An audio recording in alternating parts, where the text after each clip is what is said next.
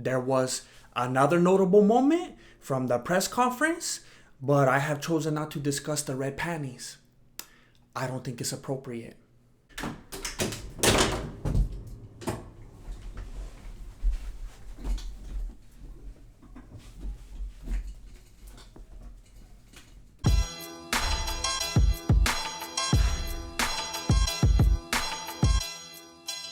Hey, what's up everybody? My name is Jesse and I'm the founder and grandmaster of MMA, Mexican martial arts. McGregor vs. Cerrone is like the low budget Mayweather vs. Pacquiao. It should have happened a long time ago. Then we kind of thought it would happen. Then it looked like it would never happen. Now it's happening. And we already learned a while back that McGregor is basically the light-skinned Floyd Mayweather. Too much money for his own good. Everybody wants to see him lose, and not a fan of Law and Order. But McGregor and Cerrone are not so different either. Cerrone is a country boy who rides horses, and McGregor rides that white horse, if you know what I mean. Don't ride the white horse. While Cerrone has been keeping busy, breaking records, Conor has been breaking phones and dentures and hearts. And it's not fair that just because Cerrone lost his last 2 fights, now they're treating him like some washed up gatekeeper. Was Robbie Lawler busy or what? I guess nobody remembers that Conor also lost his last 2 fights. All of a sudden, he's that golden goose again, the practical son, and everybody's clowning on Cowboy, calling him a boomer. And not for nothing, even that one fool that tapped Tito, what's his name? Cheo Sonnen. Even that fool was saying that Cowboy needs to take that Old Town Road to Bellator. That's disrespectful. It's obvious that Conor could have came back to a bigger fight. Are you gonna try to tell me that Masvidal wouldn't want that paycheck? You think people wouldn't pay to watch Gaethje knock that fool out? Or at least spend a significant amount of time searching for a Reddit link? Or if you're gonna go welterweight, what about Tyrone Woodley? I'm Tyrone. And at first, everybody was accusing Conor of ducking these bigger fights. But Conor watches Mad Men, and that fool changed the conversation. If you don't like what is being said, change the conversation. And now the focus is on Cerrone, and that supposedly he's taking a dive. In my opinion, he's a little more country than that. But unfortunately, others have suggested some pretty good points. Cowboy's a little bit older, and he's probably not going to be fighting that much longer. He's probably trying to build up that retirement, you know? And a while back, he mentioned that now that his baby was born, he finally knows what he's fighting for. Now I know what I'm fighting for. I never knew it before, but I felt it, man. It was like, oh. Popular belief is that he was talking about money, because a baby can't eat that bout, and a championship isn't gonna pay for college unless you go to community college like me.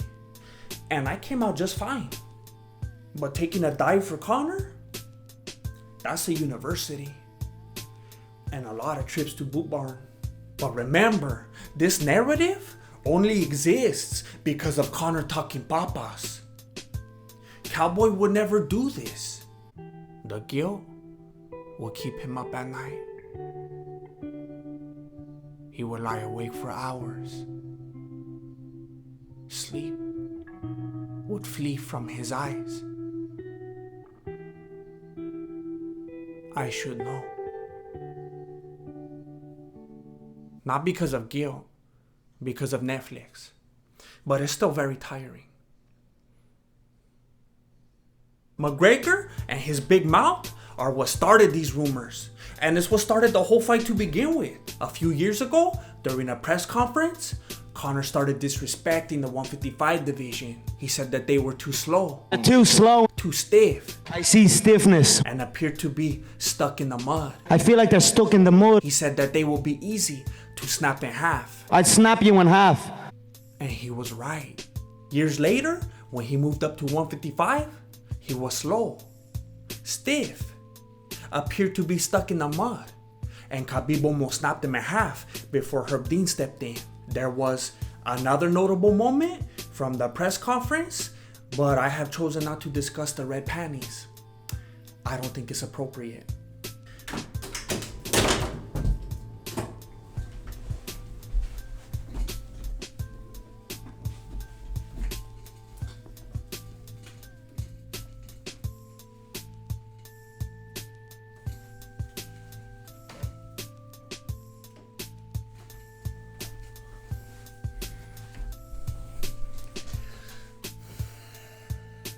But people are too quick to forget about how Conor got destroyed at 155.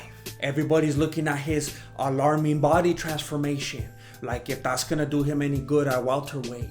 Mira, we've already seen him fight at 170. Twice. I blame social media for the horrible attention spans of this generation. But while I'm at it, please don't forget to follow me on my social media pages. I appreciate it. Conor gassed out in both fights against Diaz. And the only reason he got the decision the second time is because Diaz likes to block punches with his face.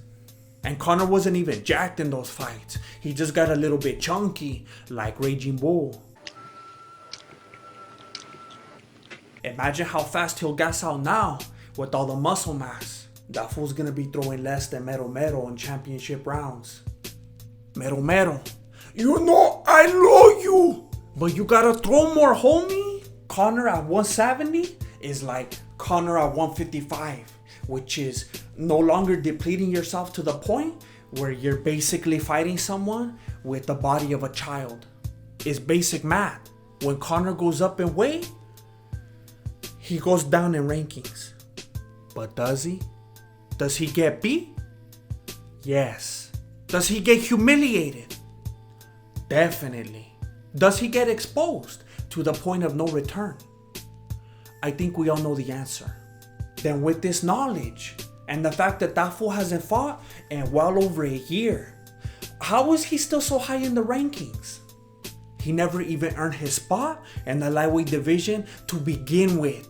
But everybody forgets about that because of how he beat Eddie Alvarez in such spectacular fashion and became the first ever double champ. I guess that's information that people can remember. He had just been destroyed by Diaz. Then he came back and barely got the very controversial decision over Diaz. Both fights at welterweight. Then he skipped right over the entire lightweight division, straight into a title shot with Eddie Alvarez. Hey, if you're gonna accuse anyone of taking a dive, it's that fool right there. He looked like Max Holloway against Volkanovski, like he didn't even want to be there. But that's irregular, because Conor's very next lightweight fight was against Khabib. And that told us everything that we needed to know. At least everything, except for what his actual ranking should be. Whoever's in charge of the UFC rankings does it like if it's their top friends on MySpace. You can't just pick and choose because of who you like and who's popular. But Conor hasn't won a fight in the cage in over 3 years, and that fool still ranked number 4.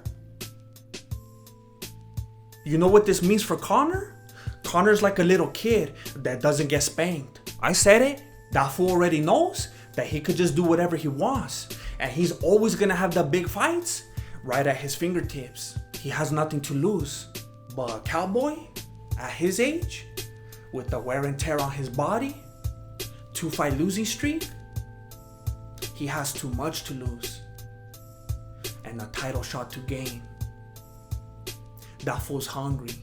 But it's hard to be hungry when you got all that money. It's obvious that Conor is a very thirsty individual, but he's not hungry. Conor already knows that he can go into any fight, lose the fight, and still make more money than the fool that won. It's a dirty business. But Dana White is a dirty vato. And when you got that Dana White privilege in your life, anything is possible. But we learned a long time ago that it's also possible to get into Conor's head. His success depends on being able to get inside his opponent's head. But when he wasn't able to do that with people like Diaz, Mayweather, Khabib, He broke down. He's just not an individual who can adapt. He needs to get inside your head, trap your lead hand, and then hit you with the left. And if he can't do that, he's hopeless. This shows me that he has the disposition of the late Ronda Rousey or Humpty Dumpty, easily broken and unable to put back together again. The moment he found out that no one cares about his return, his ego was shattered. But believe it or not, his success is not tied to the UFC. Everybody already knows that he has a big mouth. He's dramatic. He sells tickets. That's WWE material. I'm not mad at that. When Conor loses this fight, his next stop is professional wrestling. And that fool's in good company. And for you fanboys out there, Conor winning this fight would not be good for the reputation of the UFC. He hasn't won a fight in over 3 years. Then he will be a 5th ranked welterweight and then get an automatic title shot at lightweight with the fool that almost killed him last time because Khabib's gonna smoke Ferguson. It's shameful, but it's also not gonna happen. Remember, the town drunk makes the movie a lot more exciting, but the cowboy always wins in the end. I want to know what you think. Who wins this fight? Cowboy or Conor? Let me know down below. I also want to give you the opportunity to support the Mexican martial arts. If you want to represent with some merch, then follow the link in the description. And if you want to join the Patreon for only $1 a month, then you could also find that link in the description. Every penny collected makes it possible to bring you more videos. And I appreciate it very, very much. Thank you for watching Mexican Martial Arts. Appreciate it. Good looking out. Late. I just want to say thank you very much for making it to the end of my video. And if you want to continue to support the channel, it will help out very much with YouTube and everything.